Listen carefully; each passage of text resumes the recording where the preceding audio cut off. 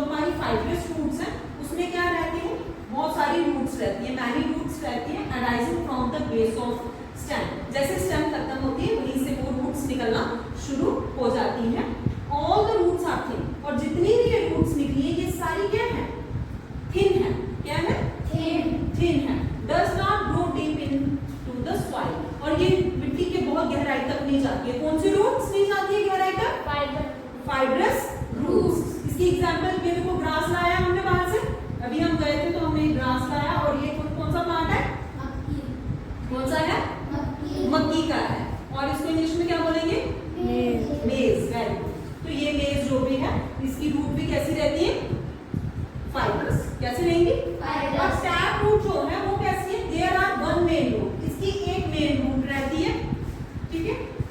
उसी को हम जो है प्राइमरी रूट भी कहते हैं। क्या कहते हैं, इसकी एग्जांपल्स जैसे कैरेट होगी, रेडिश होगी, और क्या होगी, शलजम, टर्निप, ठीक है ना। वो मेन रूट रहती है, प्राइमरी रूट रहती है, उसमें आगे छोटी रूट्स पतले पतले धागे जैसे बने होते हैं, ठीक है, सब रूट्स रहती है। Tap root is thick and strong. जो टैप रूट होती है वो थिक रहती है और स्ट्रॉन्ग होती है। Grow deep into the soil, और वो कैसी होती है, मिट्टी में गहराई तक गई होती है। लेकिन फाइब्रस होती है, गहराई तक जाती है नहीं, टैप रूट जाती है। इसके एग्जांपल्स क्या है, कैरेट, रेडिश, टर्निप, बीटरूट, और भी बहुत सारी एग्जांपल्स हम दे सकते हैं टैप रूट की।